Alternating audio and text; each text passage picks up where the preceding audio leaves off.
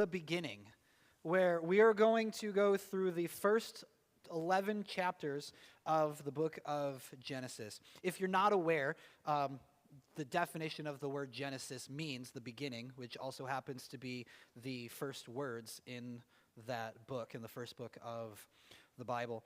I am very excited about this. This is a very fun topic to teach about. My goal for this series is to provoke you to think deeper about what the scriptures actually say.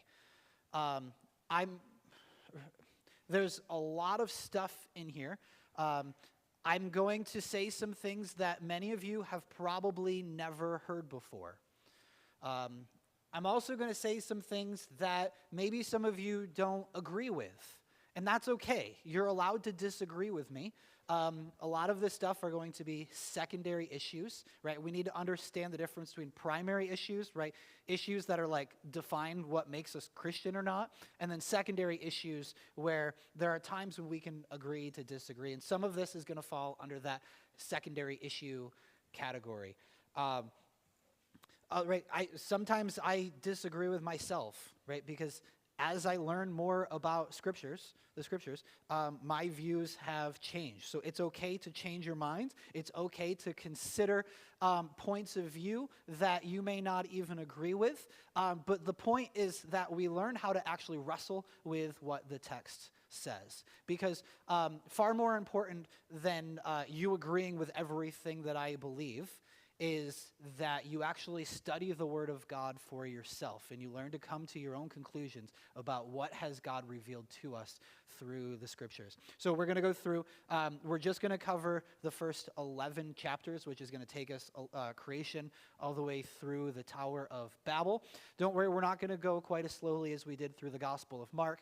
Although I say that, and yet at 9 o'clock this morning, I made the decision to actually cut my sermon in half because I had way too much in here, and so I am confident that I had 2 full sermons worth. So we're only going to do half of it today. So today we are going to cover creation in Genesis 1. I'm going to start by reading a creation account. So it says, "When the heavens above did not exist, and the earth beneath had not come into being, there was Apsu, the first in order, their begetter, and demiurge Tiamat, who gave birth to them all." And a lot of you are looking like, wait, where is he reading from? You may have noticed that is not the book of Genesis that I just read. What I just read to you was from a writing called the Amunah Elish, which is the Babylonian creation myth, right? Not what's recorded in the Bible, but what Israel's neighbors, the Babylonians, taught. And that was just the first 4 verses of that. It goes on to describe how there's the old gods and then the young gods. And the old gods got mad at the young gods because they were being too loud. That's literally what it says. I don't know if they kept walking on their lawn or something. And so a war broke out between the old gods and the new gods. And out of the new gods arose the god Marduk, who was the primary god of Babylon. And Marduk, in this battle, ended up slaying Tiamat, this female goddess, and out of her slain body, he created the earth. And then Marduk would go on, and he would separate, out of this new earth that he created, he would separate the earth from the skies, and then he would separate out the waters and bring about dry lands, and then he created life to put onto that land. Do parts of that sound familiar to you? Right? Now, it's not just the Babylonians, but virtually every ancient Near Eastern culture in this Mesopotamian region had similar myths. The Babylonians, the Akkadians, the Sumerians, the Egyptians, all of them had their own creation myths, which were all very similar. The primary difference between them is that basically their primary god that each city or each nation worshipped ended up being the good guy in the way that they told the story. By the way, these myths are all older than the book of Genesis. And so it's widely accepted that the book of Genesis is written by Moses, who wrote all of the first 5 books of the Bible: Genesis, Exodus, Leviticus, Numbers, and Deuteronomy. And remember that Moses was raised by Pharaoh's daughter, meaning that he would have had access to the best education that Egypt had. Moses was also a descendant of Abraham, who was originally from the city of Ur of Chaldea, the capital city of Chaldea being Babylon. Moses was very familiar with all of these ancient accounts, and there are similarities between what's written in Genesis and what's written in these other creation myths. So one prominent theory today is that Moses actually stole from or ripped off these older creation myths. Now, is that true? Right, the answer obviously is no. He did not steal from them. But just know that if you send your kids off to a secular college, this is the type of stuff that they are going to be taught. Right, this is the type of stuff that seems kind of uncomfortable to talk about in church and that you've probably never heard before. But it's important that we understand that these are ideas that are out there. So we're going to look at, did Moses rip off the Babylonian and the Akkadian and the Sumerian, their creation myths? So there's a word that I want to talk about today. This is going to be our word of the day. And the word is a polemic. A polemic is an argument that refutes another teaching. And so the idea is that, right, Moses was well aware of all of these other creation myths. He knew what, right, as they were forming the nation of Israel, he was well aware of what all of his neighbors taught. And so Moses is not borrowing from them, he's correcting them. When you look at each of these creation myths, right, from all of these different cultures in that region, all had a lot of similarities. Mainly that each of these was teaching polytheism, right, that there are multiple gods, and that creation was the result of violence from those gods. And therefore, the earth, being the result of violence, is actually a bad thing. That was what all of the other cultures around them believed. But there's something to when you see the same stories and legends and myths show up across many different cultures, chances are that it is that way because those stories contain a grain of truth in them. And that each culture had their own variation of the story, where over time those stories got distorted and changed to fit their context. And so what Moses is doing in the first couple chapters of Genesis is not that, hey, look, we're just like you guys. We have our own variation of the story. He goes, no, you guys all have like grains of the truth. You all have your stories about how you think your God's created the earth. Let me tell you what really happened. Right? That is what the beginning of Genesis is. It is a polemic. It is a correction of the faulty teachings of what all of their neighbors believed. Right? We have to remember, the Bible was not written to 21st century Americans. It was written to, well, in this case, it would be like 14th century BC, right, Middle Eastern people. And so we have to read the Bible through their lens. And so when we understand the context of when and where the Bible was written, right, now like different things will start to jump out to you within the text. So for today, again, let's look at this lens of, let's read the creation account in Genesis 1 through this lens of a polemic. What are they trying to correct? And what are the differences between what their neighbors believed? So Genesis 1, hopefully if you haven't turned there already, please do so if you have a Bible with you. Should be really easy to find. It's literally on page 1. Genesis 1:1.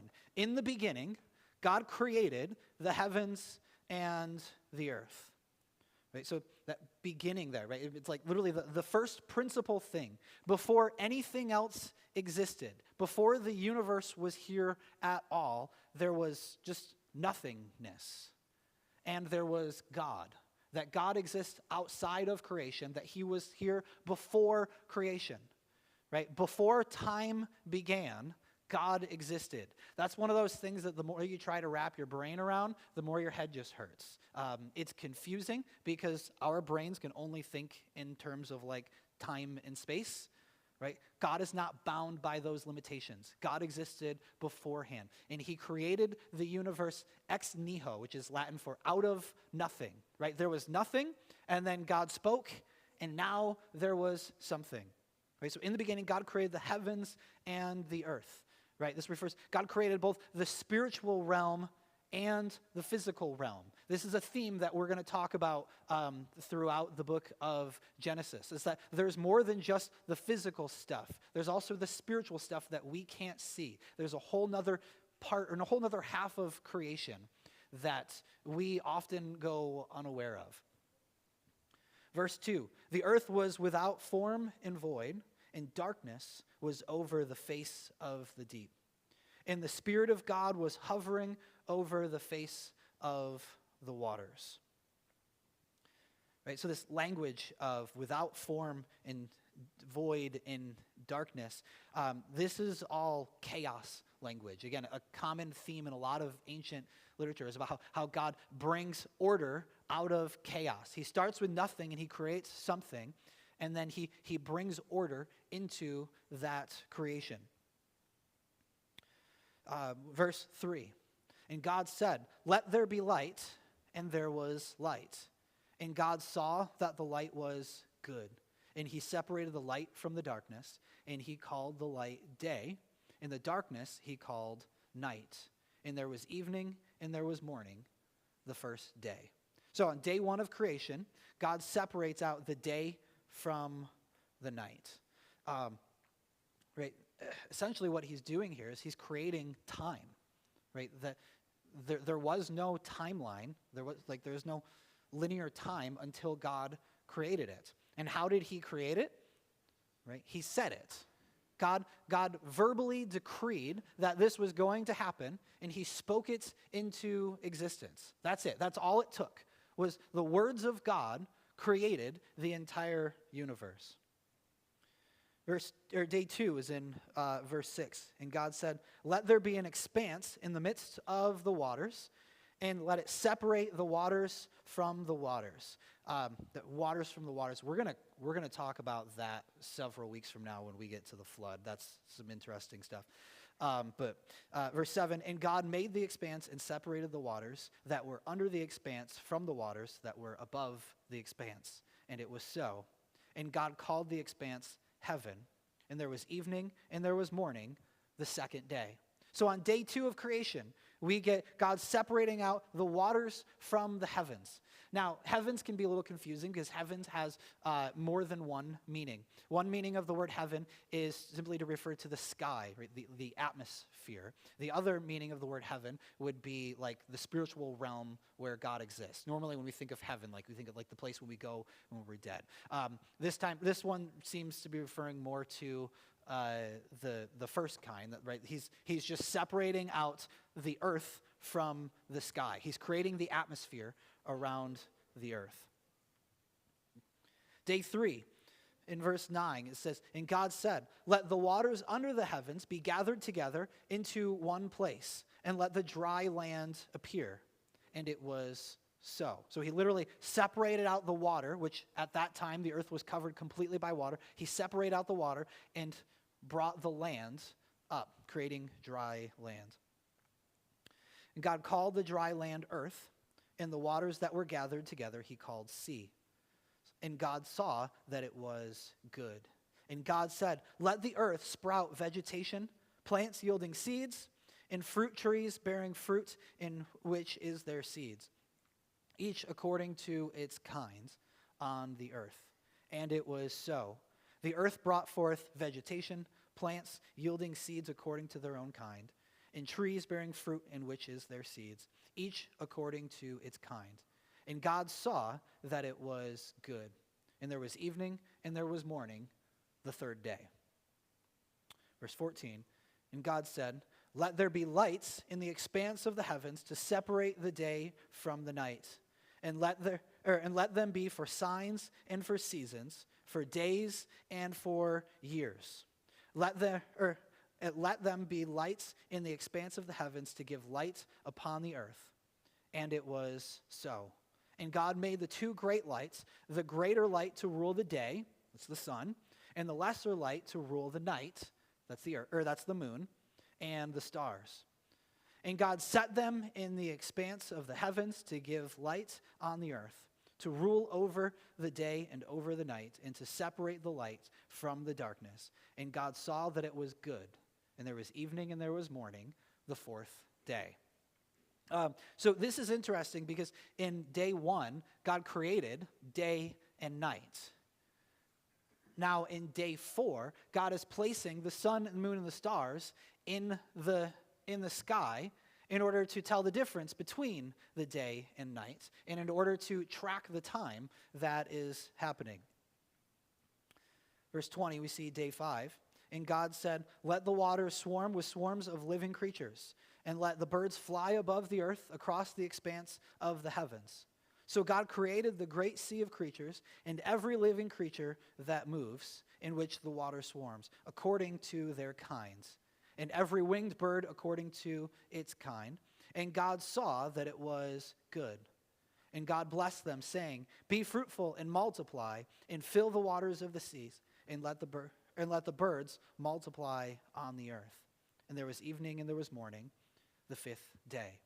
So just as in day 2, God separated out the skies from the seas, now in day 5, God is filling the skies and the seas with fish and birds. So we see this correlation between day 1 and day 4, and now day 2 and day 5. Day 6 starts in verse 24.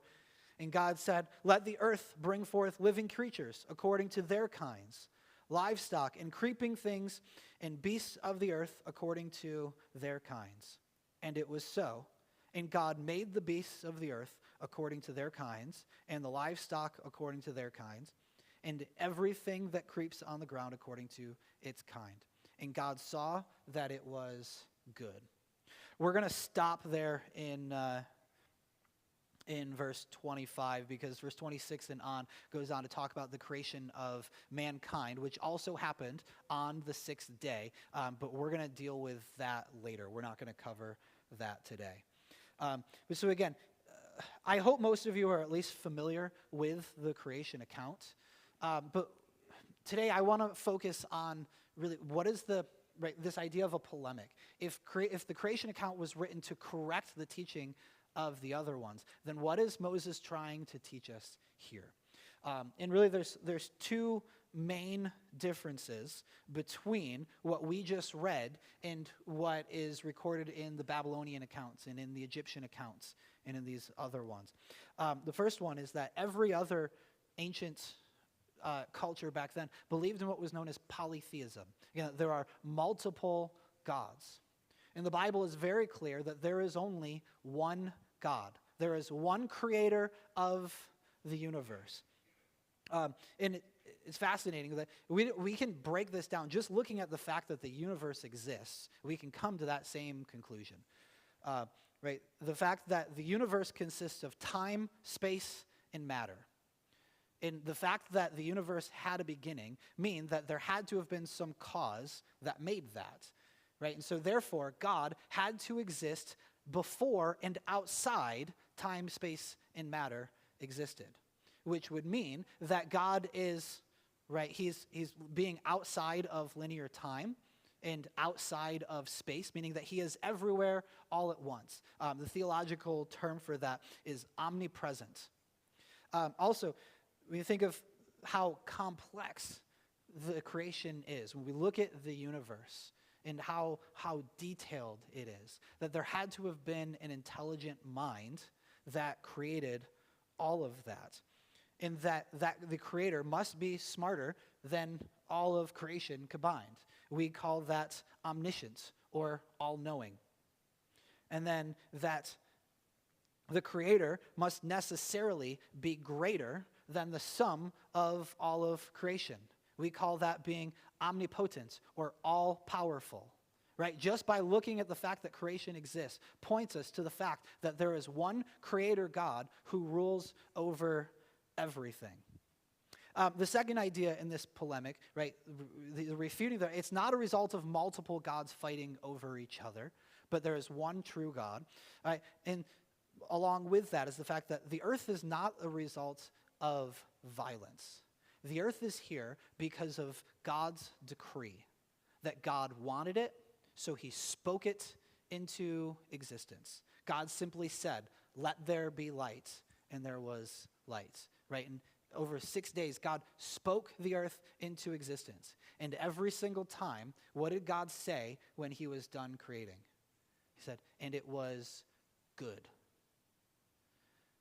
Every other culture at the time thought that creation was a bad thing. A lot of times today, we still think that. Right? This idea that creation is good, that God made this world with a purpose, is something that we as Christians should really remember. When it comes to like conservatism and things like that, the idea that like we as Christians, we should be the biggest proponents of taking care of the earth. Because as we'll see in a couple weeks, God has entrusted us to take care of his good creation. Also, here's a trap that a lot of Christians fall into. The objective is not to escape from creation. So often, as Christians, we get so focused on, I can't wait to go to heaven, I can't wait to go to heaven, I can't wait to go to heaven. As if like this world is such a terrible place, then I can't wait till God rescues me from this earth and I get to go to like some other spiritual realm where everything's going to be perfect. Well, guess what? When you read the book, or when you read the end of Revelation, guess where we end up going? To a new earth, a recreated earth. Right, that the physical creation is not intrinsically terrible or evil or the result of violence, but that it is a good thing that God has given for our benefit.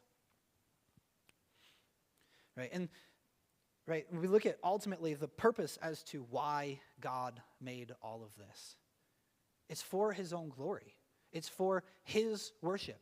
That God, existing for all of eternity, made this world so that way we would be able to worship him for his benefit, right? It's not made for us, right? We are not the center of the universe. He is, right? And that there is a distinction between God and his creation. Again, this is another difference between every other religion at the time that was completely new, is that they all believed that, right, if creation was the result of the death of some of these gods and that we came out of that, and so therefore we are in part divine.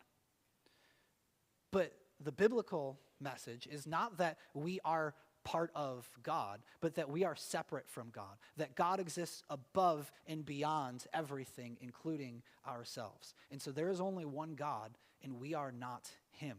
There are still many religions today that teach this. This is one of those things that we take for granted because this just seems like normal. This is part of our Western worldview. Like, well, yeah, of course I'm not God, although some people still really seem to think so.